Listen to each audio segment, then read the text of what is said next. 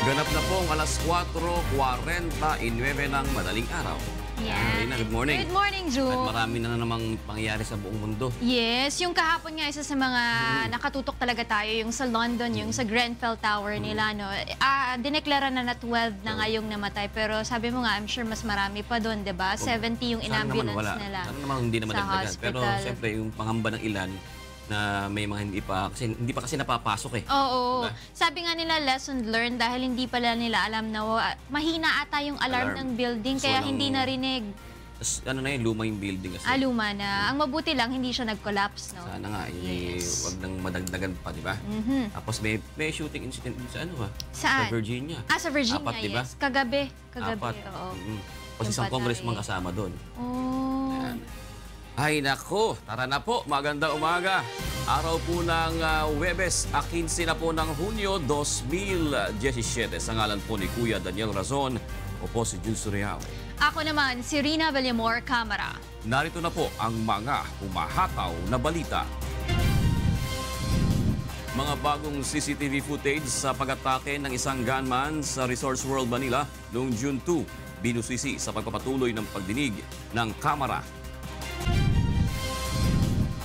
Joint patrols ng Malaysia, Indonesia at Pilipinas kontra terorismo at transnational crimes ilulunsad na sa susunod na linggo. Militar tiniyak na hindi bobombahin ang mga moske sa Marawi City kahit ginagamit umano itong kanlungan at imbakan ng mga armas ng teroristang Maute Group. Solicitor General hiniling sa Korte Suprema na hayaan ang pamahalaan na magpatupad ng martial law sa Mindanao. Defense Secretary Delphine Lorenzana at AFP Chief of Staff General Eduardo Año pinadadalo ng SC sa pagdinig sa mga petisyon ngayong araw. Hindi bababa sa 12 patay sa sunog sa isang residential building sa London. Embahada ng Pilipinas sa United Kingdom, kinumpirmang may mga Pilipinong nasaktan sa sunog. At Judiciary Magistrates at Senate Sentinels magtutuos sa do or die game sa linggo para makapasok sa playoffs ng UNTV Cup Executive Face-Off. Una po sa ating mga balita, binusisi kahapon sa joint hearing ng House Committees on Tourism, Games and Amusement at Public Order and Safety ang ipinalabas na 20-minute video na kuha ng umatake ang isang gunman sa Resorts World Manila noong June 2. Nadiin sa pagdinig ang CCTV surveillance team ng Hotel Casino at ng security service provider nito. Ito ang hataw na balita ni Joyce Balancio.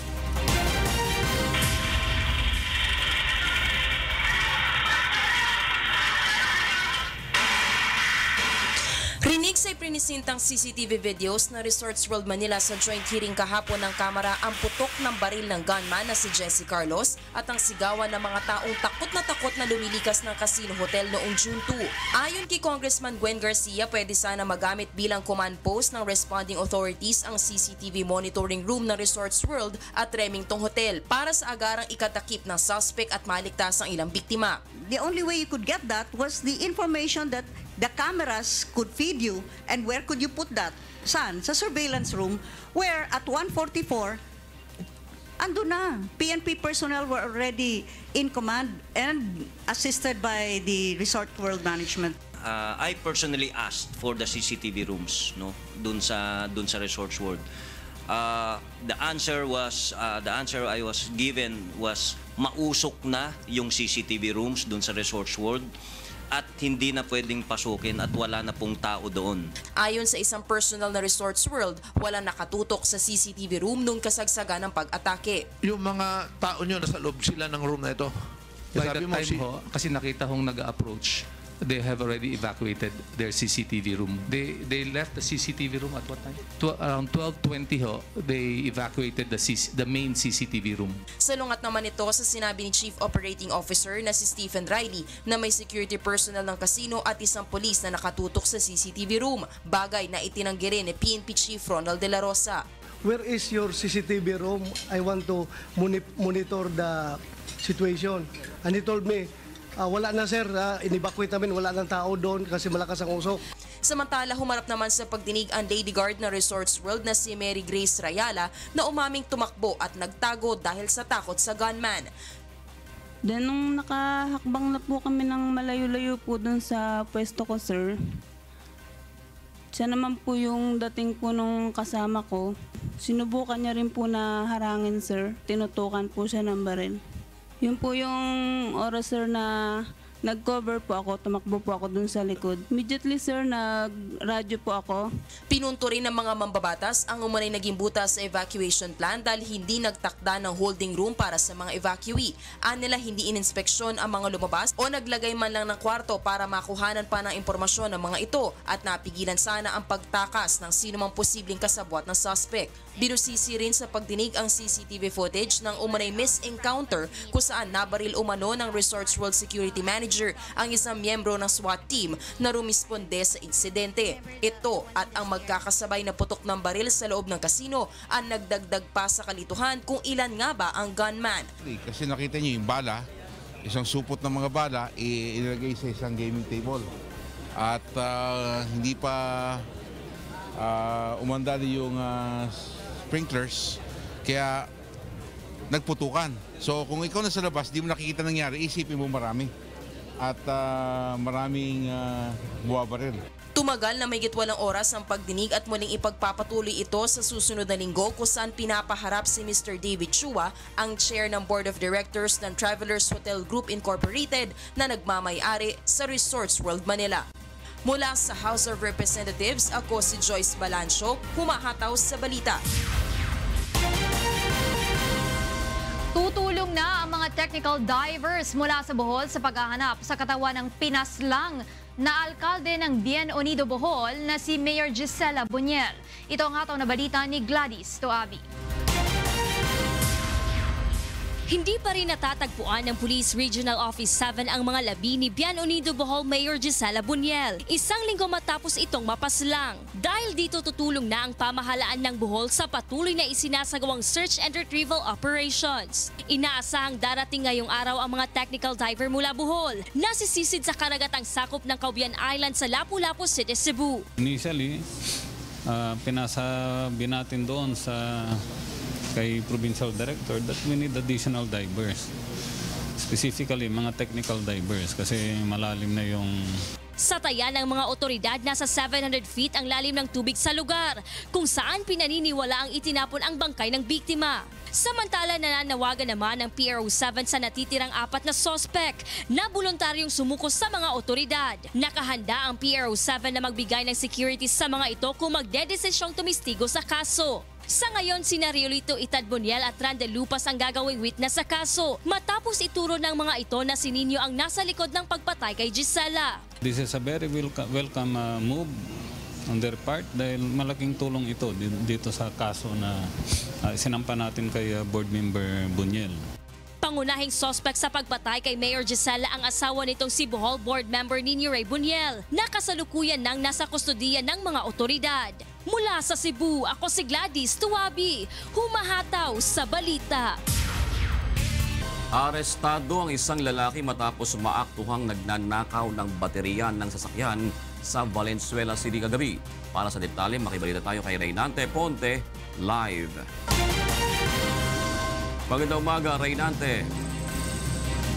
Yes, good morning June. Kalaboso si Robert Leonardo, 53 anyos, matapos maaktuhang ninanakaw ang baterya ng isang truck sa Gregorio Street, Barangay West Canumay sa Valenzuela City, pasado alas 10 kagabi. June, ayon sa nakikita sa suspect, nagpapahinga siya sa kanilang barracks nang makarinig na may kumakalusko sa labas ng kanilang garahe. Nang tingnan nito sa labas, nakabaklas na ang 2 baterya ng truck at dala na ng suspect na hindi pa nakakalayo. Agad niya itong hinabol at hinuli. Nang mahuli, tinali niya ito sa tabi ng kalsada para hindi makatakas at saka tumawag ng mga tauhan ng barangay at dinala nila ito sa Valenzuela City Headquarters. Balak kong sampahan ng kaso para hindi na pamarisan ulit. Kasi pag di mo tinuluyan to, maraming paperwish na ano to. Paulit-ulit na lang yan. Mukhang sanay na sa ano. June, nabawi sa sospek ang baterya ng truck na nagkakahalaga sa halos 7,000 piso. Torotanggi naman ang sospek June sa paratang sa kanya at nahaharap na ang sospek sa kasong theft. Yan muna ang update mula dito sa Valenzuela City. Ako si Reynante Ponte, humahataw sa balita. Maraming salamat, Reynante Ponte. Kompleto po ang mga tauhan sa huntahan with Dr. G. Bet at Yocas sa Radio La Verdad. 13:50, good morning. Good morning, June at Rina. Magandang umaga. Tita Rina, good morning. Alam namin kung bakit kayo kompleto. Bakit? Alam din namin. Thursday ngayon. Payday. Thursday nga pala ngayon, no? Thursday, tapos payday. Alam mo, ang Tita Rina, the feeling is mutual. Alam din namin kung bakit kompleto kayo dyan. Kompleto ba sila? Araw-araw kami kompleto rito, ha? Kanina nagtatanungan kami ni Attorney G eh. Nag-text na ba? Sabi ko, hindi pa. O nga pala, Webes, no? Oo. Tapos maya-maya may umintong taxi. Sabi ko, nandyan na yung lolo mo. Pero ano yung ating mga kababayan, lalo nga sa araw na ito na siyempre nga sweldo, ingat-ingat po doon sa ating mga ATM. Ingat-ingat po doon sa paglalakad natin, pag tayo mag-withdraw, ingat-ingat po, huwag ipagkakatiwala, pati yung mga ganyan. At yung mga namimili pa ng gamit para sa school. Humahabol sa mga gamit, sa pagbili ng gamit. Dahil alam nyo naman ngayon, grabe ang mga kawatan talaga ngayon. In times like this, pag nangangailangan sila, ibang diskarte. Kanya-kanya, kanya-kanya mga diskarte. Kahapon nga meron kaming diniscuss, yung ang modus naman nila, hihingaan ka ng pera, tapos parang susunugin, yun yung ritual para daw mas dumami pa yung pera mo at saka lumago yung business mo. Merong na dollars pa ang sinusunog. Mag-boyfriend. Fake pala na dollars. Nigerian tsaka Filipina. Kung hindi ka ba naman batanga, diyan pa lang, dapat huwag ka naman iwala. So sunugin yung dollar. Pero ang ginawa doon, hininga ng $400 yung Filipina. Businesswoman taga Las Piñas, if I'm not mistaken. 5-star hotel pa. Na, nung syempre nagka-bookingan na, no? Nag-text yung babae doon sa kaibigan niya at nagdala ng pulis. Nakita nila may mga fake dollars doon sa bag. So pinapalitan yun pala yung sinusunog. Yun ang mga sinusunog yung fake. Sayang naman yung dollars. Kaya meron nga Tita Rina, baka may pumunta sa bahay mo at sasabihin niya na, ay Rina, meron kang isang kaing mangga doon. Meron din yun. Doon sa may barangay hall. Wag na wag ka sumama. Oo naman. Meron kasi sumama siya rin. Sumama. Para makuha yung isang kaing na mangga. Grabe naman. Oo. Tapos pumalik yung nakamotorsiklo sa bahay ng sumama dahil naiwan doon sa may barangay hall. Ay wala pa, hindi pa dumarating yung mangga, no. So yung nakamotorsiklo bumalik doon sa bahay ng ng sumama. Sinabihin, ay nakalimutan ni yung cellphone niya, pinapakuha niya. Ibinigay naman ng natira sa bahay. Sa mangga yan. Dahil sa isang kaing. Gone with the wind na yung nakamotorsiklo. Diba? Yun na, siyempre. Iba-ibang yung modus. cellphone pala yung tinangayon. Ay, mamaya tatalakayin namin yan mamaya na mas madamit, mas malawak at mas malalim. Subalit narito na mga dapat abangan sa ikalawang paghataw ng mga balita. Hindi bababa sa 12 patay sa sunog sa isang residential building sa London. Embahada ng Pilipinas sa United Kingdom, kinumpirmang may mga Pilipinong nasaktan sa sunog. Umano'y panibagong kalakalan ng droga sa New Bilibid Prison. Iniimbestigahan na ng Department of Justice. Paggamit ng electronic cigarette o vaping sa bansa, pinag-aaralan na rin ipagbawal ng Health Department. At limitadong operasyon ng mga tren sinimulan ng ipatupad ng pamunuan ng MRT Line 3 dahil sa isinasagawang systematic inspection. Normal na operasyon ng MRT posibleng maibalik sa Lunes. Hindi bababa sa 12 ang nasawi sa naganap na sunog sa isang residential building sa North Kensington sa London, United Kingdom. Pinangangambahan naman ng mga otoridad na tumaas pa ang bilang ng mga nasawi dahil sa umano'y mga natanggap o na-trap sa loob ng gusali sa kasagsagan ng sunog. Ito ang hatol na balita ni Jovic Bermas. Nasunog ang 24 na palapag na Grenfell Tower sa North Kensington, London, United Kingdom. Hanggang sa kasalukuyan ay patuloy pa rin ang pag-apula ng mga bombero sa apoy. Ayon kay Metropolitan Police Commander Stuart Candy, 12 na ang nasawi sa insidente ngunit pinangangambahang tumaas pa ito. This is going to be a long and complex recovery operation. And I do anticipate that the number of fatalities will sadly increase beyond those 12. Mahigit 70 naman ang sugatan na dinala sa iba't ibang pagamutan sa syudad. Pansamantala namang nananatili ang mga apektadong residente sa iba't ibang evacuation na tinalaga sa syudad. Ito ang isa sa mga community centers. Dito pansamantalang nanunuluyan ang mga apektadong residente. Dito rin dinadala ng mga concerned citizens ang kanilang mga idinonate na pagkain, tubig at mga blanket at iba pa para sa kanila. Samantala, kinumpirma naman ng Embahada ng Pilipinas sa London na may mga Pilipinong apektado at nasugatan sa sunog. Kanina ay binisita ng embassy personnel ang mga shelter upang alamin ang kalagayan ng ating mga kababayang naapektuhan ng insidente. Definitely may mga Pilipinong nakatira doon sa building. Ang ginagawa ng Embahada ngayon, binibisita natin yung mga evacuation centers para matiyak kung hindi yung mga nandoon. Ang balita ay may mga Pilipinong nadala na sa ospital because of smoke, inhalation at saka some burns. Pero wala pang detalye, wala pang mga pangalan na nire-release ang authorities. Meron po kaming kakilala na sister po namin, old lady po siya na living alone din siya. So, naalala po namin siya, nakatira po siya doon. Sabi po namin, i-check po namin kung nasaan siya. So, nag-ikot-ikot na po kami hanggang nakarating po kami dito, wala pa rin po siya dito. Hanggang ngayon hindi niyo pa po siya nalolocate? Hindi pa po namin siya nalolocate kung saan po siya. Mayroon namang emergency number na itinalaga ang Embahada ng Pilipinas para sa mga gustong alamin ang kalagayan ng kanilang mga mahal sa buhay na posibleng naapektuhan ng sunog sa Grenfell Tower. Para sa iba pang impormasyon, maaari ring bisitahin ang Facebook page ng Embahada ng Pilipinas sa London. Nangako naman ng local council na nakakasakop sa residential block na nasunog na pagtutuunan nito ng pansin ang rescue and relief operations. Tututukan din nito ang investigasyon sa naging sanhi ng sunog. Mula dito sa London, United Kingdom, ako si Jovic Bermas, humahataw sa balita. Pinadadalo ng Korte Suprema sa oral arguments ngayong araw sina Defense Secretary Delfin Lorenzana at AFP Chief of Staff General Eduardo Anyo upang magbigay ng briefing sa mga maestrado.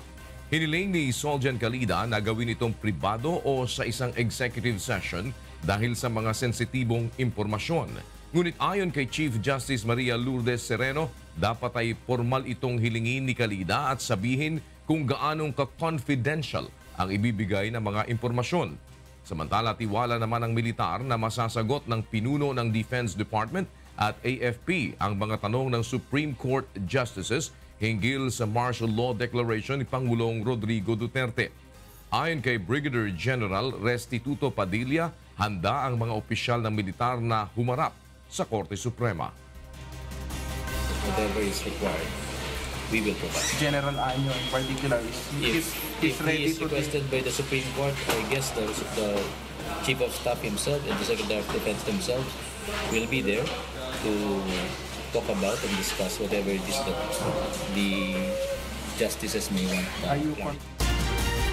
Naniniwala ang Department of Tourism na kaya pa rin itong maabot ang 7 million tourist arrivals ngayong taon sa kabila ng banta ng terorismo sa bansa. Ito ang hataw na balita ni Nel Maribuho.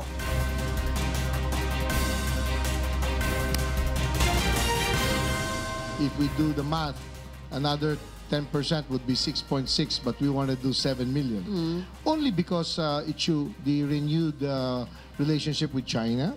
Positibo ang Department of Tourism na kaya nilang abutin ang kanilang target na 7 million tourist arrivals ngayong taon. Ito ay sa gitna na rin ng banta ng terorismo sa bansa, partikular na sa Mindanao na nasa ilalim ng batas militar dahil sa pag-atake ng Maute Group sa Marawi City. Ayon kay Tourism Assistant Secretary Ricky Alegre, kung pagbabatayan ng mga nakaraang datos pagkatapos na nangyaring September 2016 Davao Market bombing, umakyat pa ang bilang ng turista noong Pebrero, partikular na ang mula sa Korea at Estados Unidos kumpara sa nakaraang taon. We have reason to believe that people feel safe, especially when there's extra security, and they come. Maging ang hotel industry ay nagpakita rin ng positibong pananaw sa sektor ng turismo.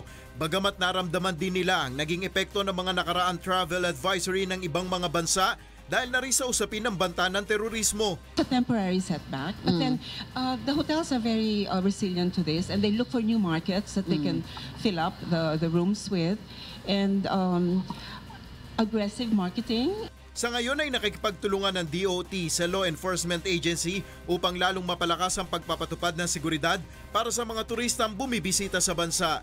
Mula sa Pasay City, ako si Nel Maribuhok, humahataw sa balita. Lalo pang pinahihigpitan ng Department of Justice ang seguridad sa New Bilibid Prison. Ito ay matapos na makatanggap umano ng ulat si Justice Secretary Vitaliano Aguirre II ukol sa drug trade resurgence sa Bilibid. Ito ang hataw na balita ni Monhok Son. Iniimbestigahan ng DOJ ang umano'y panibagong kalakalan ng illegal drugs sa loob ng Bilibid. While we have controlled the drug trade for the past almost 1 year, I have received some reports that there is some sort of resurgence of drug trade in the New Bilibid. Dahil dito, lalo pang maghihigpit ang DOJ sa pagbabantay sa NBP. Ipapasok ng DOJ ang ilan pang mga tauhan ng PNP SAF upang magbantay sa kulungan. Plano sana ng DOJ na ipasok bilang bantay ang mga taga-Marines, subalit kasalukuyang ginagamit ang puwersa nito sa Marawi. Nakitang dahilan ni Aguirre ang iniaalok na malaking pera sa mga gwardya kung kaya't na ipapasok ang droga sa Bilibid. Talagang medyo malaking pera ang nagpalakad na yung mga drug lords na yan. Kaya even the most honest of our PNP ay nako-corrupted. Samantala, ipinagdiwang kahapon ang 15th year anniversary ng Philippine Drug Enforcement Agency. Sinabi ng PDEA na sa loob lamang ng isang taon ay nakakumpiska sila ng mahigit 2,000 kilo ng shabu. The total accomplishment on ng shabu during the Duterte administration has surpassed 3 times that of the previous administration. It has surpassed the 3 years accomplishment of the previous administration. Hindi naman ihihinto ng PDEA ang kanilang anti-drug operation sa Marawi sa kabila ng umiiral na kaguluhan doon. Bahagi nito ang pagtukoy sa pinagmulan ng narco money na kabilang umano sa ginamit ng Maute Group. Mula sa Quezon City, ako si Monhok Son, humahataw sa balita. Plano ng pamahalaang lokal ng Zamboanga City na magsagawa ng live simulation exercise kaugnay ng mga di inaasahang insidente ng karahasan. Ito ang hataw na balita ni Dante Amento. Aminado ang mga otoridad na lubhang mapanganib na ang panahon ngayon. Iba't ibang banta ang nakaamba tulad ng lawless armed group na naghahasik ng kaguluhan sa iba't ibang lugar sa buong mundo. Meron nananaksak, meron nananagasa, meron na in all other forms. Now, it may happen anywhere. It may happen anytime. It may happen in any establishment in this area. Ayon sa AFP Joint Task Force Zamboanga, kailangan na magkaroon ng kamalayan o kaalaman sa dapat gawin tuwing may pag-atake, hindi lamang ang mga otoridad at local government units, kundi maging ang mga mamamayan. Kaugnay nito, plano ng Zamboanga City na magkaroon ng live simulation exercises sa syudad ng isang mass casualty scenario tulad ng pagsabog. Because we want them to be informed, we want them to be capacitated or trained, and know how to react and respond accordingly. Si tiene mong sukseso kay Viene Aguirre that results to mass casualties. Ipapakita rito kung paano re-responde ang mga otoridad at gayon din naman ang partisipasyon ng publiko.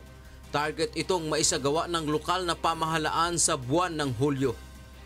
Mula Zamboanga City, Dante Amento, humahataw sa balita. Limitado ngayon ang operasyon ng Metro Rail Transit o MRT Line 3 dahil sa isinasagawang systemic inspection upang matiyak ang kaligtasan ng mga pasahero. Target ng MRT management na maibalik sa normal ang operasyon ng kanilang mga tren sa darating na Lunes. Ito ang hataw na balita ni Joan Nano. Si Sinimula na kahapon ng pamunuan ng MRT3 ang paglilimita sa operasyon ng mga tren dahil sa isinasagawang systems check. Paliwanag ng mga opisyal ng MRT, kinakailangang masuri ng maintenance provider ang lahat ng mga tren upang masigurong ligtas pa rin itong sakyan. Ito'y matapos na matuklasan noong Martes ng gabi ang isang kakaibang tunog at irregularidad sa takbo ng isa sa mga tren. Napag-alaman rin na mayroong bitak ang isang axle o ang piyesa na siyang humahawak sa mga gulong ng tren. Well, we want to check na this incident will not happen again to the other trains. So we need to inspect all the trains. That's part of a safety procedure. If there's something wrong with the train, you have to assume there's, you have to undergo this process of checking the train. Para-pareho kasi yung aming train, di ba? So you need to check all, kahit sa isa lang nangyari, para to assure yung safety of the train. Mula sa dating 20 train sets na bumabiyahe tuwing peak hours, ngayon ay 15 train sets muna ang pansamantalang magsasakay ng mga pasahero. Babawasan rin ang speed limit sa 20 km per hour mula sa dating 40 km per hour. Ibig sabihin, ang dating 35 minuto na end-to-end station na biyahe ay aabuti na ngayon ng 50 minuto. Sa pagtaya ng MRT management, aabot sa 30% ng kanilang passenger capacity ang apektado dahil sa gagawing system check. Humingi naman ng paumanhin at pangunawa ang MRT sa kanilang mga pasahero, subalit hindi maiiwasan na madismaya pa rin ang mga ito. Nagmamadali tayo, pupunta tayo ng trabaho. Kailangan natin mag-MRT, kaya nga tayo sasakay dyan para walang traffic. Kung titingnan mo, di ba, may dumadaan na bagon, hindi na nga magkasa yung mga tao eh. Kung babawasan pa. Hindi ka lalo tao. Nagabol nga ng oras tapos mababawasan pa. Target ng MRT na matapos ang system check sa araw ng Linggo upang maibalik sa normal ang operasyon ng mga tren sa Lunes, June 19. Mula sa Quezon City, ako si Joanne Nano, humahataw sa balita. Nanawagan ng Department of Labor and Employment at ang International Labor Organization sa mga ahensya ng pamahalaan, gayon din sa mga civic organization na paigtingin pa ang kampanya kontra sa child labor. Ito ang hataw na balita ni Ray Pelayo. Kahirapan pa rin ang itinuturong dahilan kung bakit may mga child laborer pa rin sa bansa, maging sa ibang panig ng mundo. Ayon sa International Labor Organization, nasa 70 milyong bata kada taon ang naapektuhan ng kalamidad sa mundo, kasama na ang Pilipinas at Myanmar. Nasa 250 milyon naman ang apektado ng gulo, na karamihan ay nasa Asia at Middle East, kung saan ginagawang mandirigma ang mga bata. Ayon sa ILO, malaki ang insidente ng child labor o kaya naman ay nabibiktima ng sexual exploitation sa mga lugar na may gulo o tinamaan ng kalamidad. Pag meron ding gulo, may evacuation, hindi umaandar yung ekonomiya, nawawalan din ng trabaho at pangkabuhayan yung mga magulang at napipilitan din ang mga bata na tumulong. Ayon sa Department of Labor and Employment, noong 2011 pa lamang ay nasa 2 milyon na ang child labor cases sa Pilipinas at 68% nito ay nasa agrikultura. May mga biktima rin ng child labor sa construction, transportation, street trading at iba pa. Sa ngayon ay naglulunsad ng mga livelihood project ang DSWD upang mabawasan ang bilang ng mga bata na nasa child labor. In the Philippines, our commitment under the Philippine Plan of Action for Children is to remove 1 million child labor by 2025. Ayon sa ILO, sapat naman ang batas para protektahan ang mga bata laban sa child labor at ang kailangan lamang ay pagpapatupad ng mga ito. Mula sa Quezon City, ako si Ray Pelayo, humahataw sa balita. Binusisi kahapon ng Senate Committee na pinamumunuan ni Senator Cynthia Villar ang kasalukuyang rice importation program sa ating bansa. Samantala, upang makatulong na maging rice self-sufficient ang Pilipinas, hinikayat ng senadora ang publiko na gawing bahagi ng diet ang pagkain ng mas maraming gulay at bawasan ang kanin. Ito ang hataw na balita ni Nel Maribuhok. Dininig kahapon ng Senate Committee on Agriculture and Food ang tungkol sa usapin ng rice importation sa bansa, maging ang rice self-sufficiency target ng administrasyon at kung posible itong maabot ng bansa. Hinamon ng chairperson ng komite ang mga opisyal ng Department of Agriculture para sa pag-ban ng importation ng bigas. If the production can meet the consumption, then no importation. Marami na nag-project ng ganun, di man natupad. Hinikayat rin ng senadora ang mga opisyal na hikayatin rin ng publiko na kumain ng brown rice sa halip na well-milled rice. Makakatulong rin anya ito sa kalusugan ng tao at kung magbabawa sa kinakaing kanin. The findings in other countries, mas better ang diet nila. Hindi masyadong maraming rice, may vegetable. Kasi if you really ask doctors, that's a better diet. So dapat i-train na rin natin mga Filipinos na not to eat too much rice kasi nagiging diabetic, and you know it's very expensive to cure diabetes. So parang sinasabi sa ibang bansa kaya hindi sila nagiging self-sufficient sila because they have a better diet. Makakatulong yun. So yung sinasabi nilang unlimited rice, hindi maganda yun sa ang diet natin. Target ng administrasyon na maging rice self-sufficient sa taong 2020. Mula sa Pasay City, ako si Nel Maribuhok, humahataw sa balita. Pinag-aaralan na ng Department of Health ang posibleng pagbabawal na rin sa paggamit ng e-cigarettes sa mga pampublikong lugar. Kasunod na rin ito ng paglagda ni Pangulong Rodrigo Duterte sa executive order para sa national o nationwide smoking ban. Ito ang hataw na balita ni Aiko Miguel. 188 billion pesos ang inilalabas na pondo ng DOH para magamot ang mga nagkakasakit dahil sa paninigarilyo kada taon. Kaya naman pinaiigting pa nito ang anti-smoking campaign. Sa ngayon, pinag-aaralan na ng DOH ang pagbabawal sa paggamit ng e-cigarette o vape sa mga pampublikong lugar sa buong bansa. We're still getting the technical assistance from the World Health Organization kung paano natin totally gaya sa cigarette smoking, yung vaping, na ibaban natin siya. Providing the youth and the smokers alternative na akala po ng youth at ng mga smokers it's safer, but there is no safe level of tobacco exposure. Ayon sa DOH at World Health Organization, 7,000 kemikal na masama sa katawan ang nasa vape, kaya hindi rin ito tamang maging alternatibo ng mga naninigarilyo. Sang-ayon naman ang Manila City Government na masama ang vaping, subalit kailangan nila ng batas para tuluyan itong maipagbawal sa mga pampublikong lugar. We might have a question of law later, so we're waiting for the national DOH to really help us, assist us in coming up with definite rules on vaping. Wala pa po kaming penalties and not like with smoking.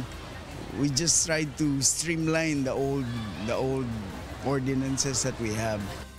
Bago ang ganap na pagpapatupad ng nationwide smoking ban sa July 16, inulunsad din kahapon sa FG Calderon Elementary School sa Maynila ang kampanya para maipaunawa sa mga kabataan ang panganib ng paninigarilyo. No Smoking Month at nakatutok po tayo sa mga kabataan na sana wag na silang magsimula. Say no to tobacco, bes, wag magyosi, wag kadiri. Masama na rin po sa katawan nyo kaya hindi ko rin po sinusubukan. Mahirap na din po magkasakit. Stress po sigarilyo pagkakaalam ko. Tapos pag naninigarilyo po kayo, malaking halaga po yung magagastos niyo po sa pag nagpagamot po kayo sa cancer po. Samantala sa June 19, ilulunsad na ng DOH ang quit line para sa mga smoker na gustong humingi ng tulong upang itigil na ang kanilang bisyo. Mula sa Maynila, ako si Aiko Miguel, humahataw sa balita. Para sa mga karagdagang balita, bumisita lamang sa aming website na untvweb.com. Abangan sa ikatlong paghataw ng mga balita. Association of Southeast Asian Nations o ASEAN meetings na isasagawa sa Cebu, pinaghahanda na ng PNP Region 7. Kalinga Province Governor Josel Baak sinuspende ng 6 na buwan ng ombudsman dahil sa abuse of authority. Ipinataw na suspensyon posibleng mapaiksi kung aapila ito sa korte. Mga bagong pasilidad magagamit na ng mga scholar ng La Verdad Christian College at School ngayong school year.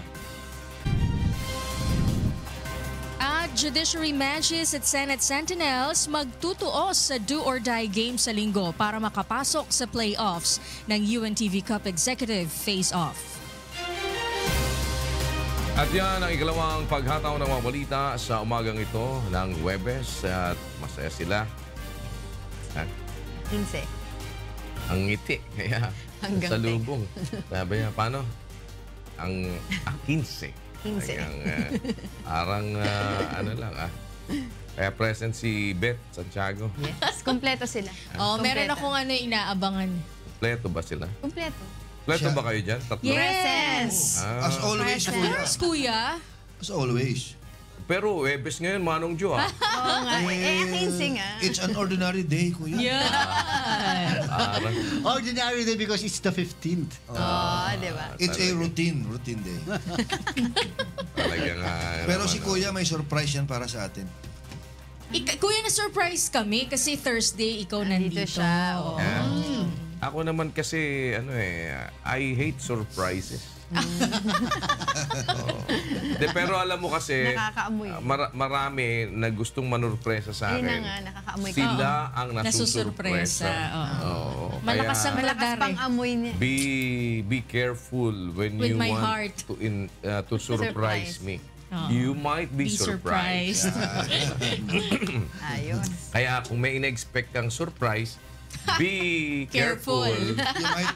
You might be surprised. Hindi naman ako umaasa. The surprise you are expecting might be a surprise that it will not be a surprise. Ito si Tito Joe is panggulo eh. Huwag ka na, Tito Joe. Huwag mo na sabihin yung surprise. Baka Oo nga, ano ba inaasahan mo? Malay nyo, i-surprise tayo ni kuya na hindi tayo ma-surprise. Dahil expected na natin. Pero bukas absent si Beth. Hindi. Friday. Hindi. Ayun. First day nga ng anak ko ngayon, hindi ako nag-absent eh. Ikaw naman. Talagang may dahilan no? First day Hindi nga ako dapat mag-absent today. Correct. Mag-absent na sa ibang araw, wag lang 15. Pag uwi ko, makocompensate ko din yan. Hindi. Diba? Kasi wala ako nung Monday. So, syempre, nakakahiya naman kasi Thursday wala ka ulit. Wow. Kaya sabi ko sa tatay May niya, ganon? ihatid mo yung anak mo. Pero, Ayun, first day ng school. Oo. Mga 3 buwan kang mag-a-absent pag nagkataon. Oo, matagal-tagal pa yun. Babalitaan naman kita, hindi kita isusurprise. Dahil may dadating sa lamesa ko na I will be out for 3 months. I'm going to Paris to visit the king. At si Attorney George naman pupunta ng Santuroon. Santuroon? Kasi counterpart na Santorini. Oo. Santaroon. Santo dito. Diba?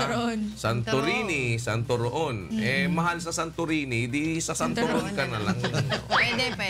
Mabuti yan. Diba? Parang, pero ano ba nakikita doon, Attorney George? Hindi ko nga alam ko kasi alam mo hindi nga ako makaalis ng bansang ito Wala siyang passport. Joke lang. Wala kuya, hindi. Sobrang meron ka pa rin ng aking mga hanggang ngayon? Meron ka pa rin hold departure order? Hindi ko pa na siya. Talaga lang mahirap umalis. Marami kasing big time clients yan. Pag umalis si hindi pwedeng maiwan. Paano na yung mga kliyente? Tsaka hindi, i-justify niya pa yun sa BIR. Wala siya sa... Wala. Ang lahat po ng paglipad na ito ay... may kinalaman sa aking... Swiss account. Well, ngayong araw ay ano bang i-expect natin? What happened sa oral argument? Ano bang... Last day ngayon, no?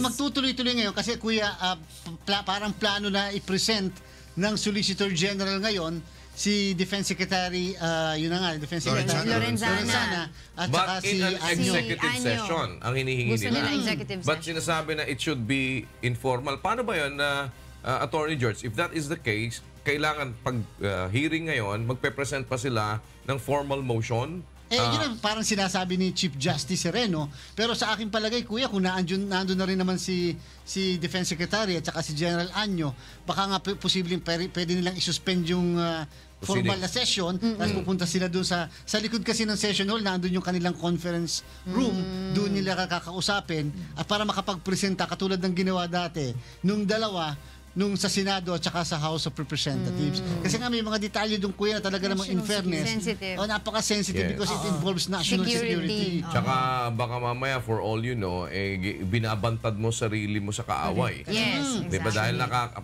siyempre, may mga information na nakakarating din dyan. May mga communications din yan. Baka nga, for all you know, nanonood pa ng TV yan. Saka, kuya, tatandaan natin, ito, although hindi ito directly sinagot ng ating pamahalaan, yung aligasyon na yung sinasabi mismo ng Indonesian Defense Minister na may 1,000 na ISIS, 1,200 na napunta sa Pilipinas. Yes. At yung pagka tinugma-tugma mo ngayon, mukhang matindi talaga at magagaling yung mga sniper. Tsaka bakit ang dami nila? Bakit ang dami nila, kuya? Baka mga foreign snipers pala lahat ng mga ito.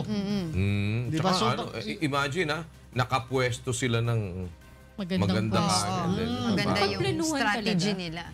They've long plan for this, kuya, pati yung pagpreposisyon nila ng mga bala, pagkain, tubig, etc. Kasi nakatagal na sila, ilang araw na ba yung bakbaka na yan? 3 weeks.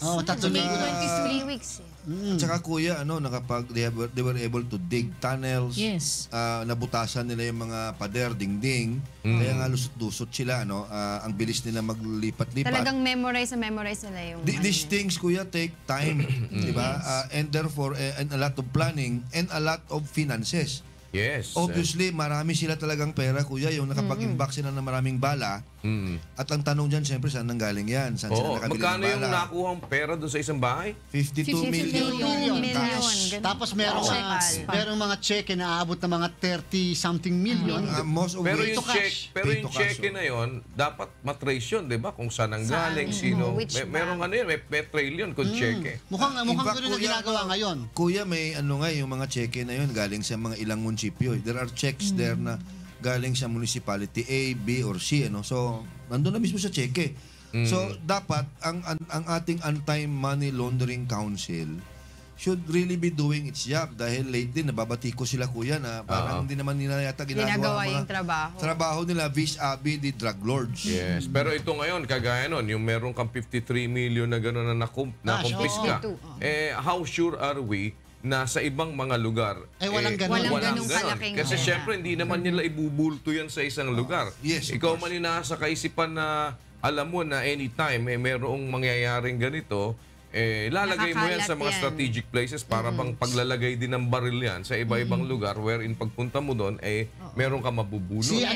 Si Mama Maute ay ang daming pera na daladala nung siya ay maaresto, pati si Papa Maute may daladala rin siyang malaking cash din. Ang panawagan na, kuya, ng Armed Forces of the Philippines, dapat i-freeze na kaagad ang lahat nila ng mga accounts and other assets. Pero di ba yung si Mama and Papa Maute ay kakasuhan na ng rebellion? Nandito na sila ngayon nasa Taguig na sila, kuya, ngayon. Kasalukuyang dito nakakulong sa regional office ng PNP. At may mga kaso na sila ngayon ng rebellion, pero maliban doon, nakasuhan din si Mama Maute, kung hindi ako nagkakamali, na illegal possession of ammunition and firearms. Kasi ang daming nakuha pati ng mga pampasabog, bomba doon sa kanya nung sinaaresto. Yung mga IED. So, yan, kasama yan sa mga ikakaso sa kanila. Kuya, ang isa pa ngayon na talagang pinaiigting ng PNP Armed Forces, madami kasi sila pagka sila pumupunta sa isang area na kukubkub na nila, napapalayo nila yung ISIS, may mga civilians na naandon, yung iba talaga lehitimong civilians, may mga pinaghihinalaan sila kasi, kuya, may mga civilian na bagong gupit na nakapagpagupit pa bago sila ma-rescue. Tsaka parang ang dating, teka muna, okay ka lang, parang sa gitna ng kaguluhan, nagbabakbakan, nagigera, meron ka pang meron ka pang parang okay, easy ka lang na pa-beauty ka hindi nangangayayat, kuya, hindi nagugutom. Parang relax itong mga ito, at unfortunately may mga kababaihan. So yung hinala na maaaring ito yung mga bagong rebound din yung mga kababaihan. Hindi naman, pero ang hinala, kuya, kasi parang okay lang sa kanila, tinanong sila, babae, kuya, bakit kayo naandyan? Nakikita nakikiusyoso lang daw. At nang tinanong sila kung saan sila nakatira, hindi doon sa lugar na yun. Napakalayong barangay. Malayo. Barangay. Tsaka malakas ang loob mag-isosyo. That is really unusual. Yes, kuya. Kasi lahat nga nagpapalabas, ikaw naman papasok. Na anytime pwede kang tamaan ng ligaw na bala, makikipag-usyoso ka pa. Exactly. Tsaka hindi yun ang klase ng inusyoso. Ibig sabihin, kuya, mga either kamag-anak nila ang mga motive fighters, sympathizer sila, and they are there to support, or and kung totoo yun, and malamang yun, siguro kaya nga siguro pinaalis sila muna para maghanap ng pagkain, or kung ano man, or mag-spy, di ba? Alamin ko ano sitwasyon, or positioning minsan. Diniplay talaga yan, na kinalat sila, na ito, malapit na sa posisyon na ganito. Tapos, magandang strategy nila, kuya, puro babae, tapos may kasamang mga bata. Para may awa effect. May matanda pa nga di ba? Kasi yan ang isa sa mga, kaya nga... Magandang taktika. Yun din yung sinasabi ni Bucor Director De Los Santos. Ben. Sabi niya, minsan, ang nangyayari na nahihiya na silang kapkapan yung mga matatanda. Dahil ipifrisk mo yung mga matatanda, parang nag-aasiwa na sila. Alam mo naman tayo mga Pilipino, at saka, kahit na babae pa yung mag-ano. Sa mga Muslim, kuya, normally, Di pwede. Di pwede. Hindi pwedeng i-touch. Oo, unless siguro mga babae din, ano? Pero malay mo, kuya, may bomba sa loob, di ba? Yung iba nga, di ba meron pa nga... baril, ano dyan? Alam mo ba yung, di ba ano yung, ano nila, burka ba yun? Burka. Minsan meron ginagamit yung lalaki pala yung nakasuot. Yes, I will not be surprised, kuya, kung may mga nakalusot iba-iba na motive fighters na pumanggap na babae na naka burka ba yan or jihad or something like that ang tawag. Kung meron isang bagay, kuya, na nakaka-believe na nangyari dito at sa insidente ito na napakalagim dito sa ating bansa, dyan sa Marawi, ay yung pagtutulungan nga ng Kristiyano at saka Muslim. Ang dami mga istorya na nailigtas talaga namang halos umiiyak itong mga Kristiyano na sila iniligtas ng kanilang mga employer na mga Muslim. Hindi sila pinalabas. Nagtago, nagbigay ng pera. Kaya sana wag din magpadala doon sa mga ibang propaganda naman na inilalabas na parang ang ginagawa ay pinaiigting ay ang conflict between yung mga Muslims, between Muslims and other religions para makuha nila yung simpatya ng mga Muslims. Na parang ang sinasabi nung isang propaganda para sa inyo ang ginagawa namin. Ganito. At binomba na daw ang isang may lumalabas sa social media ngayon. Fake news pa. Binomba daw ang mosque dyan sa Marawi. Wala naman. Pero wala kasi nagkaroon sila ng statement, diba? Pero hindi nila bubombahin ang mosque. Pero ang isang mabigat din doon, yung unang mga kalaban ay nagtatago naman doon sa mga mosque. At nandun mga armas nila at mga ammunition. Sa totoo lang, kuya, tingin ko practically confirmed yun. At saka bawal yun, kuya, under the Geneva Convention. You cannot transform a place of worship into a staging point, into a fortress. No, but do you impose that to these people who are outlaws? Wala silang kinikilalang batas. Ang ibig sabihin, kuya, they can be targets of opportunity. Ibig sabihin, pwede silang bombahin. It's just that na until now, iniiwasan pa rin ng ating armed forces dahil for very obvious reasons, dahil ayaw naman nila na kahit paano may mga masaktan din. May mga masaktan din. Yung sensibilities ba ng mga, alam mo na? Yes. Ang mabigat dyan kasi, yung magiging posisyon ng gobyerno, kapag ginawa nila yan. I-exploit yan. Yes. Ang gagawin ngayon dyan, gagamitin din yan ng kalaban. Gagamitin ng kalaban. Sabi, tignan ninyo, ang ginagawa nila para magpagalit naman. Diba? So, medyo... Ang purpose is to convert the incident into a religious war. Correct. As a matter of fact, yun nga yung yun yung sinasabi nung isang nagkakampanya sa social media na nag-jihad na daw or something. But this one is kailangan ma-handle talaga ng mas maayos at makisama din po ang bawat isa sa atin. No, instead na tayo makagulo pa dun sa manalangin tayo na sana ma-spare naman lalo na yung mga civilians na wala naman talagang kinalaman. At wag na tayo makibahog-bahog dun sa na parang gagawa ng mga storyang makakagulo ka lang. Parang makakatulong. Sipin na makakatulong ka ba sa sinasabi mo, sa ginagawa mo, sa yung kung ano-anong mga ay mahirap eh. Kasi Saka kuya, dapat aware tayo na yung ISIS, lahat ng klaseng mga violence, kahit hindi kanila, i-claim nila. Kasi ng pagputok lang yan na labintador, i-claim nila yan. Claim nila. Yung sa Resorts World na lang. Di ba kinlaim nila? Kaya nga kuya, kami ni Producer, ang pangamba namin kahapon nang nasusunog yung isang building na yun sa London. Baka bigla na lang i-claim na rin ng ISIS. Exactly. Na Yung sila din, residential building dyan na nasusunog. Tsaka ngayon, medyo nakakapraning ha. Yung ibang mga kinukwento nung asawa ko, isang beses daw yata sa bangko, maraming taong sa bangko, mamaya-maya, biglang merong pumutok. Pagputok na gano'n, dapaan daw lahat ng mga tao. Tapos yung pala, lobo ng bata yung pumutok. Praning na. Paranoid na eh. But that is true to life. Yes. True to life. Talagang nangyari. Yun yung nangyari, kuya, sa Resorts World. May mga sumigaw na ISIS, di ba? Kasi nakita nila mga naka-black yung baka mga security guards lang yun and all that. But then, because may mga ongoing, nangyari yung sa Manchester and all that, maraming nangyari sa mundo. Pero yan, isa pa yan. Dapat siguro talaga makapaggawa ng masusing pag-imbestiga din sa mga security agencies na nagpapadala ng mga security guards. Kasi kung halimbawa, yung training natin sa kanila hindi naman pala ganun ka. Lalo na, alam mo, sa mga lugar na kung saan inaasahang maraming mga pera, dahil casino yan eh. Yes. Biruin mo, biglang nung may ma-encounter ka, nakita nung isa, encounter. Oops, anong ginawa mo? Tinutukan po eh. Wala na nagawa. O ito, nakita mo, tinutukan ano? Anong ginawa mo? Tago na po ako kasi walang baril. Diba? Naunahan ako ng takot eh.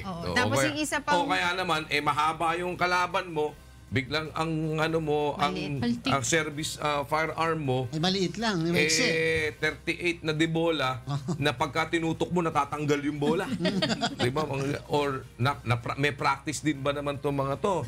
Marunong ba man lang tong gumalabit ng gatilyo? Siguro mga 90% kuya, halos walang practice 'yon. Dahil ang problema palagi bala, 'di ba? Mahal 'yun, 'di ba? Yung point kahapon kuya, yung mismong kawalan nung nagbabantay na sa CCTV. Kasi simula nung magkaroon ng putukan, simula nung may sumigaw na ISIS, pati yung mismo nagbabantay sa CCTV nag-alisan. Ngayon, nung nagtatatanong na sila General Albayalde, ilan ang pumasok, ilan ang ISIS, saan sila na ngayon. So walang matanong, nung pumunta sila sa isang CCTV room, na sa kabilang hotel, saka lang dumating yung mismo nag-ooperate, hindi nila ngayon mahanap kung nasaan lahat. Doon pa lang nila. So medyo may konting talagang breakdown doon sa security measures nila. At saka siyempre aminin na natin kuya, sa lahat ng hotel naman na pinupuntahan natin, kahit dito sa Metro Manila, wala ka na makikita na sa harapan pa lang, naandun yung mga armadong mga security guards. Usually daw ang protocol nila, Attorney G, di ba, yung nasa loob, walang Hindi, mabubugaw kasi naman ng tao. Sabihin, bakit na ganito? Parang sa labas lang usually. Isipin mo kung may papasok ka agad dyan, na may dala-dala ka agad na armalite, dire-diretso sa sino naman ang haharang doon? Sa dire-diretso ka agad sa ano? Meron ding ibig sabihin kuya, yan. ang tawag nila niyan kuya, hardening. Hardening the installations, hardening the hotels and other establishments. Yun lang. Mahirap yan. It creates a siege mentality of sorts dahil we will be seeing a lot of armed men and women roaming around the streets, di ba? At billions na ang losses ngayon ng Resorts World. Dapat mas madami silang yung mga simulation training exercises, yung mga ganyang klaseng incident. Hindi lang sa lindol, yung but yung mga ganito ding klaseng incident. Pati safety, yung sunog, earthquake, lahat.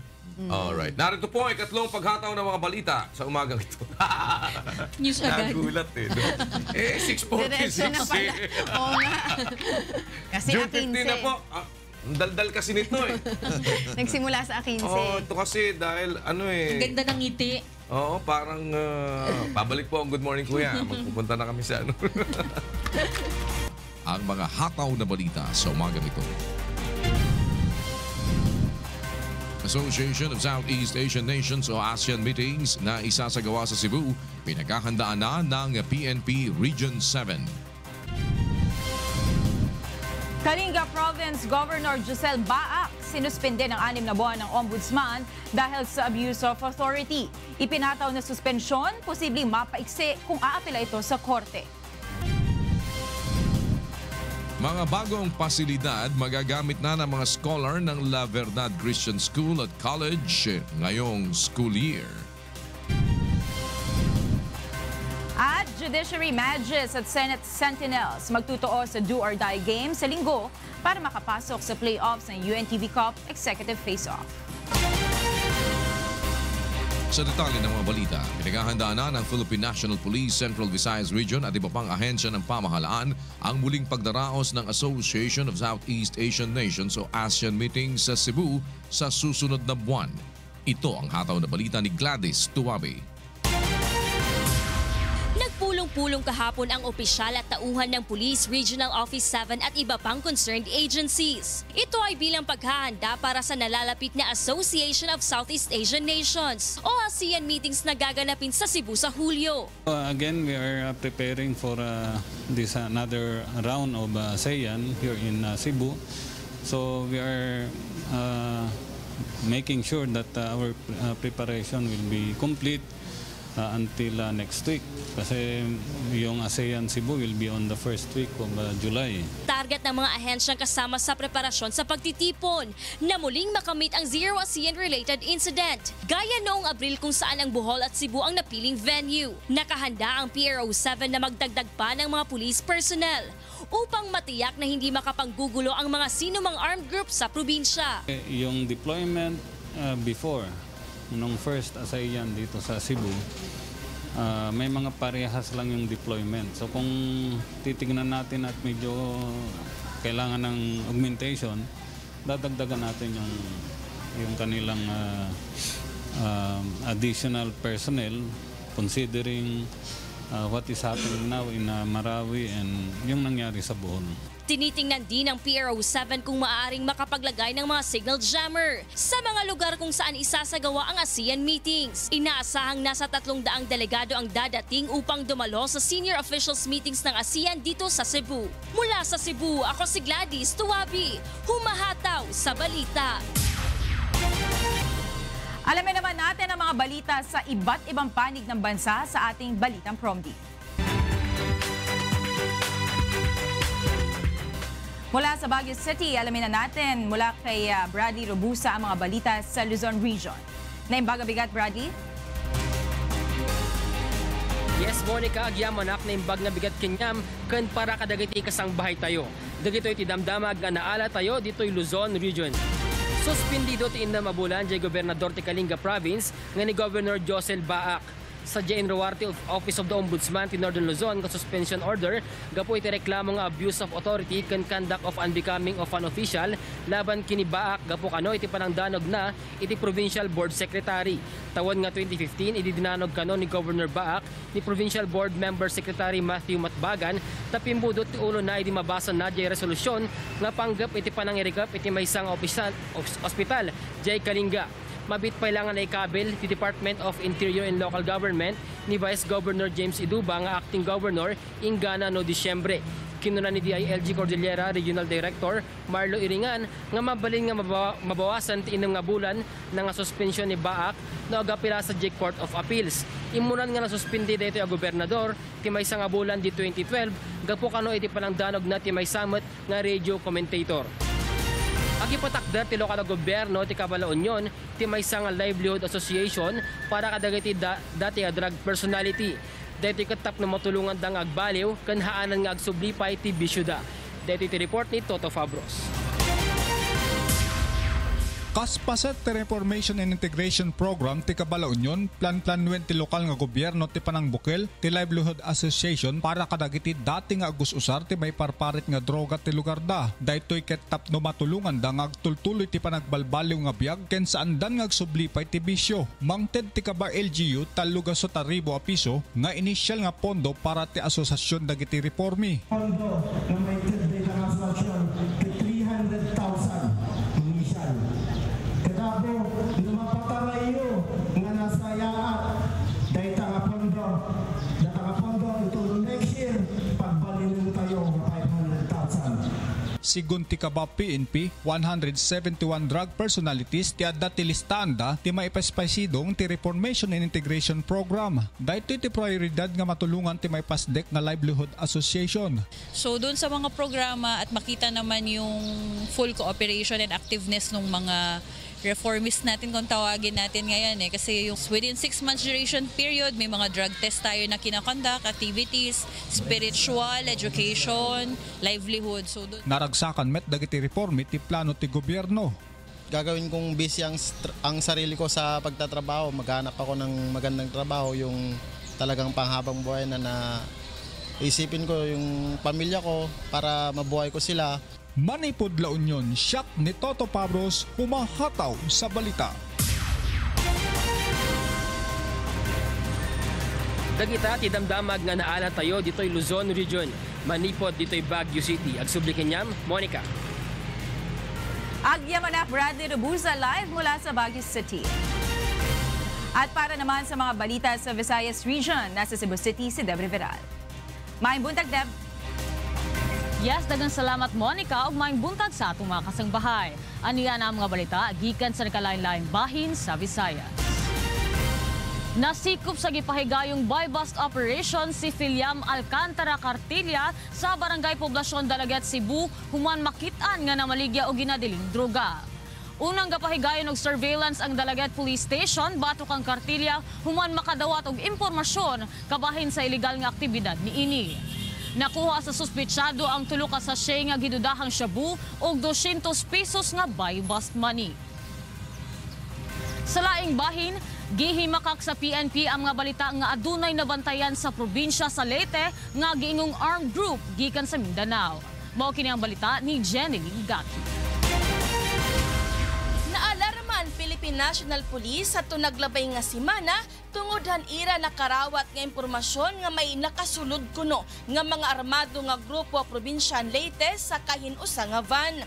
Dagmit liwat nga naghugot seguridad at upat nga ports nga sakopan Leyte, Anhilongos, Bato, Palumpon ngan Isabel.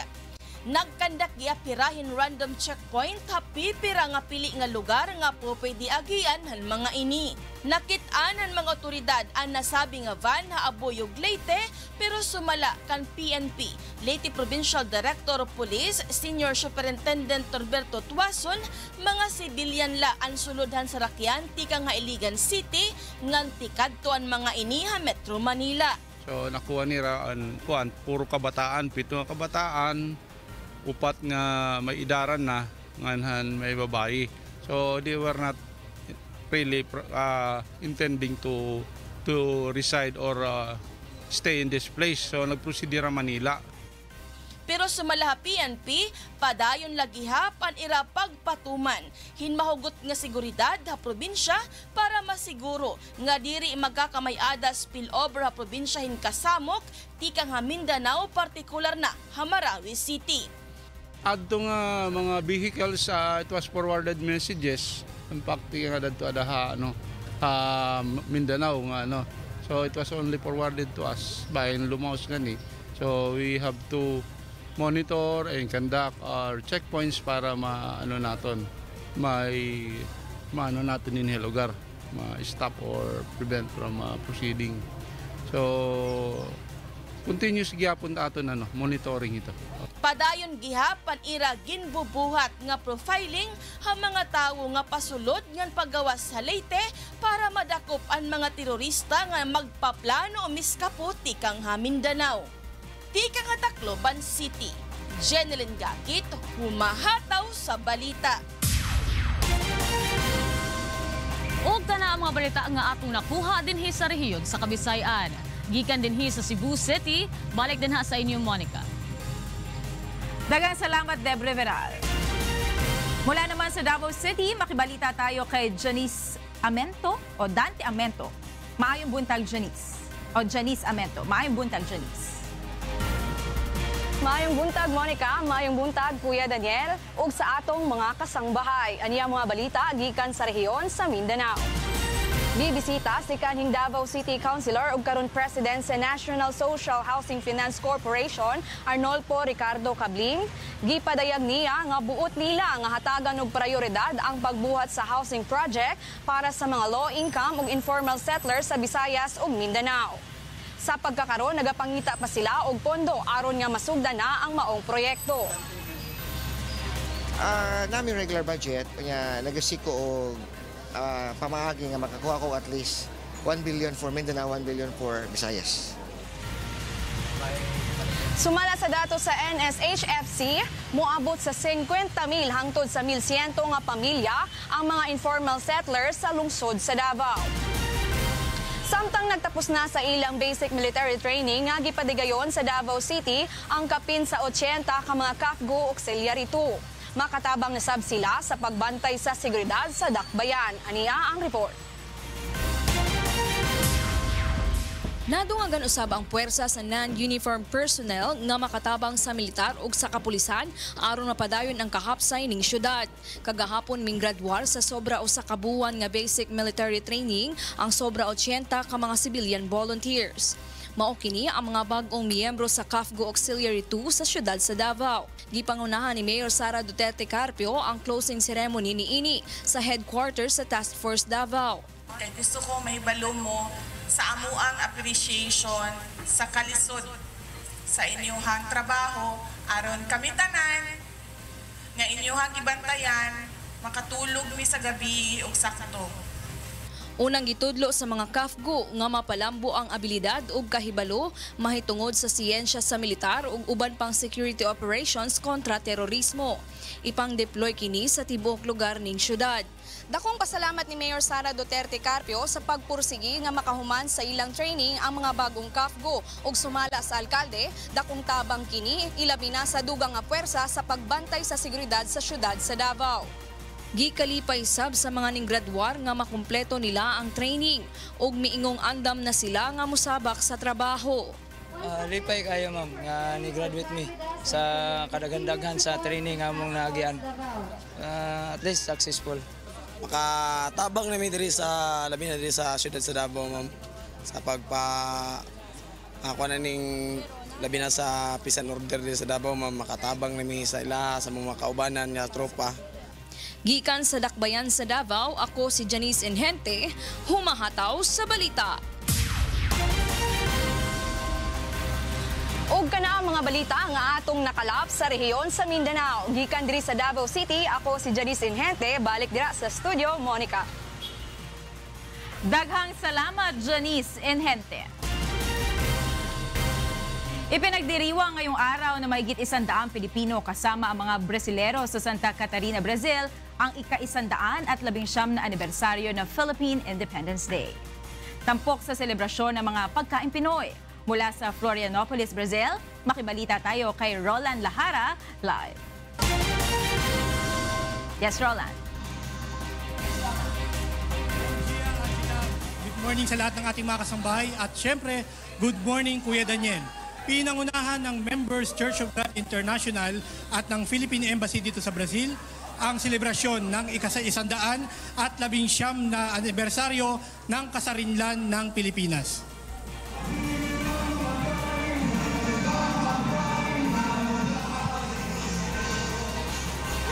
Naging panauhing pandangal sa nasabing pagtitipon sina Consul General Aris Severino Convalicer ng Embahada ng Pilipinas at Ambassador Jose Roberto de Almeida Pinto ng Ministry of Foreign Relations ng Brazil.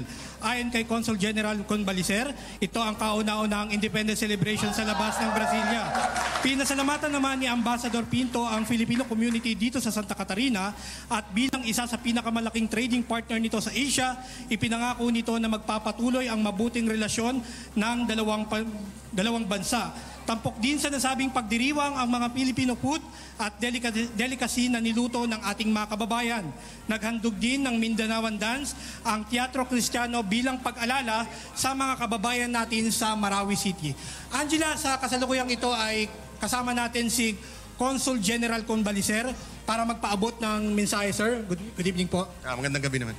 Sir, ano pong masasabi niyo sa ginawang celebration ng Filipino community dito sa Santa Catarina sa Independence Celebration po ng ating Nagaya nga ng sinabi ko kanina, ito yung kauna-unahang pagkakataon na nagkasama-sama tayo sa labas ng capital ng Brazil, yung Brasilia, no?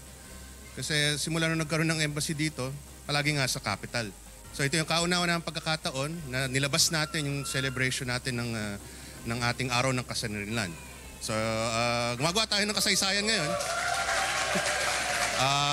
Dahil ang Santa Catarina, ang estado ng Santa Catarina, ang kauna-unahang lugar sa labas ng Brasilia kung saan pinagdiriwang natin ang ating araw ng kasanirilan.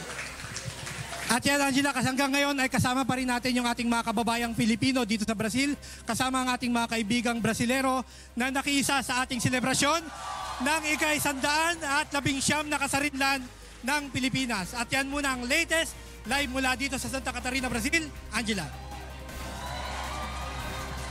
Happy Independence Day mula dito sa Pilipinas, dyan sa inyo sa Santa Catarina, Brazil. Maraming salamat, Roland Lahara, mula po sa Santa Catarina, Brazil.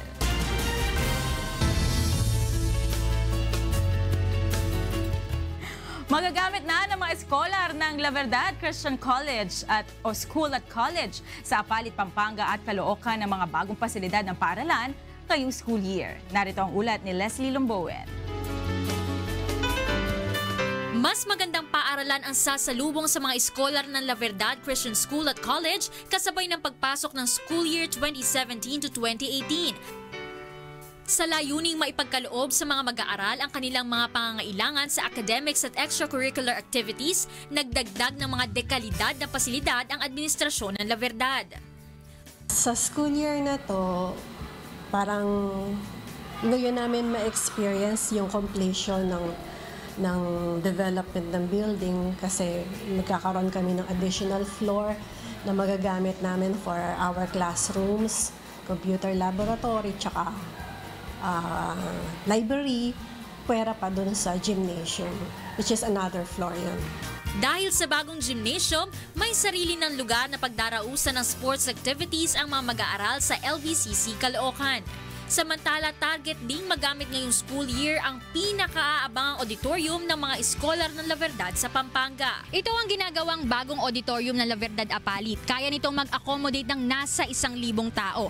Well-ventilated, soundproof ang lugar at magandang klase ang ginamit na materyales. Inaasahan ngayong school year ay magiging fully operational na ang auditorium na ito kapag may naikabit ng malaking LED TV at ilan pang mga kagamitan. Tinatayang nasa 50 milyong piso ang kabuuang gastos dito.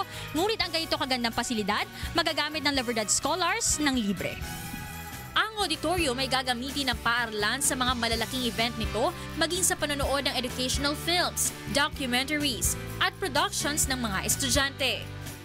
Yung auditorium na yun na talagang ipinanukala ni Brother Daniel, yun ang pinakamagandang auditorium dito so far sa buong Pampanga pag nangyari.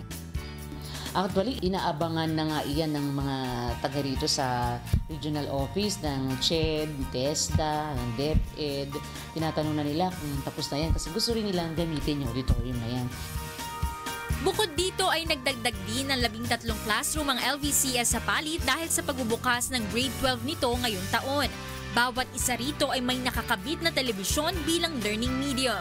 Kabilang din sa mga pasilidad na ipinapagamit ng walang bayad sa mga estudyante ay ang science laboratories, healthcare simulation room, international cookery laboratory, libraries at iba pa. Halos 3,000 mag-aaral sa ilalim ng free education program ni na Brother Eli Soriano at Kuya Daniel Razon para sa taong ito ang makikinabang sa mga nasabing pasilidad. Mula sa Apalit, Pampanga, ako si Leslie Lombowen, humahataw sa balita.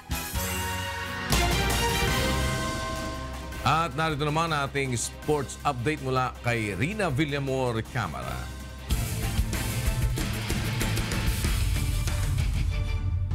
Rina?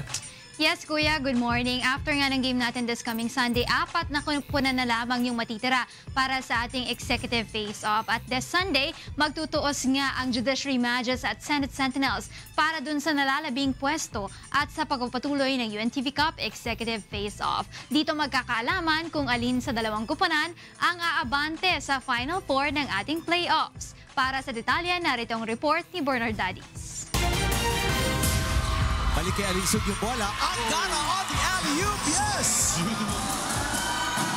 Marquez. Yes! Umating abong bakbakan ang asahan sa do-or-die game ng Judiciary Magis at Senate Sentinels sa second game ng triple header ng UNTV Cup Executive Face-Off sa Linggo, alas 13:30 ng hapon sa Pasig City Sports Center. Kapwa may kartang 2 panalo at talo ang Judiciary at Senate, kaya ang matatalo ay magpapaalam na sa liga. Ang magwawagi naman ay aabante sa Final Four ng playoffs. Kaya naman na magkabilang koponan, ibibigay ang full force sa labanan. Kailangan naming manalo doon para makapasok sa top 4. Magpa-practice kaming maigi para makuha namin magandang laban ang mga maasahan nila sa next Sunday. Mabigat ang Judiciary dahil nakakalaro na namin yan. Sila Justice Maedas, mga mga ensayado yan at saka dating mga champion yan. May championship experience. So, we'll try our best. Hopefully, maka 3 straight. Ang Sentinels na may naitala ng 2 magkasunod na panalo ngayong buwan ay umaasang makakasama si Senator Joel Villanueva sa Linggo dahil hindi ito nakapaglaro sa nakaraan nilang game. Hopefully dahil na-miss namin yung leadership niya. Si Senator Villanueva can play point guard, off guard, shooting forward. So talagang very versatile. Tapos yung leadership niya, napaka-importante pero we're praying he can join. Ang mananalo sa pagitan ng Magis at Sentinels ay kailangan namang talunin ng 2 beses sa playoffs ang magiging rank 1 and 2 upang magkaroon ng pagkakataong makapasok sa finals sa darating na Hulyo. Bernard Daddies, humahataw sa balita. Kuya, this coming Sunday, no bearing game na nga ito para sa kupunan ng BOC Transformers na wala pang panalo dito sa ating executive face-off. Pero nangunguna ngayon ang asa ating team standings ang mga kupunan ng PNP at AFP Cavaliers. Tapos may 3-way tayo dyan ng Senate Sentinels, DOJ Justice Boosters at pati na rin ang kupunan ng Judiciary Magis. Para sa ating game schedule this coming June 18, papangunahan niya ng DOJ Justice Boosters kontra sa BOC Transformers. Game 2 naman natin ang Judiciary Magis kontra sa Senate Sentinels at Game 3 ang AFP Cavaliers kontra naman sa PNP Responders. Para sa ating executive playoff naman, Kuya, sa darating na June 25, maglalaban dyan kung sino ang nasa standings 1 at 4 at 2 at 3. Yan muna ang latest sa sports. Back to you, Kuya. Maraming salamat, Rina. Para sa mga karagdagang balita, bumisita lamang po sa aming website na www.untvweb.com. Yan po ay katlong pagkataon ng mga balita sa umagang ito araw ng Webes, June 15, 2017. Kasama pa rin ang buong puwersa ng UNTV News and Rescue sa iba't ibang panig ng daigdig. Si Bradley Robusa sa Baguio City, si Deb Riveral sa Cebu City, si Janice Inhente. Janice Inhente yun. Janice Inhente. Hindi si Janice Amento at saka si Dante Inhente. Inhente, nagkapalit. Si Janice Inhente po sa Davao City. Of course, at si Bert Cerudo nasa Dubai, UAE. Si Roland Lahara sa Santa Catarina, Brazil. At si Lloyd De La Cruz sa Vietnam. O sa mga nandyan ngayon sa Santa Catarina, Brazil, mga kababayan natin na nagse-celebrate ng ating Independence Day together with our Brazilian friends. Buon noite a todos. Ayan, ano ibig sabihin? No? Happy Independence. Magandang gabi sa inyong lahat. Ayan, sa mga nasa at kay Ambassador at sa lahat ng mga nakiisa dyan sa selebrasyon ng Araw ng Kasarinlan. Dyan po sa lugar na yan ng Brazil. Ambassador, magandang araw at maligayang araw po ng Kasarinlan sa inyo dyan sa Brazil. At sa lahat ng ating mga kababayan sa buong mundo. Hindi pa ho napapalitan ang pangalan ng Pilipinas. Pilipinas pa rin. Tayo ay nananatili pa rin mga Pilipino. Ayan. Maraming salamat at kasama pa rin si... tapos na pala tayo sa Vietnam. Ayan. So, sa inyong lahat dyan, paano man ninyong sinelebrate? Sana sa ibang countries, may ganun din eh. Bawat isa sana merong kanya-kanya. Kita mo, di ba, dito sa sa Philippine Rise, merong flag hoisting underwater. Historical yun. May mga sumama tayo, kuya, dyan ng mga divers, Yes, diba? hindi ko lang alam kung nasa na hanggang ngayon. Hindi pa nakaahon. Maraming salamat po. Ako po si Daniel Razon. At ako naman po si Monica Veralio. Susunod na ang programang Bawal ang Pigon. Get it straight with Daniel Razon.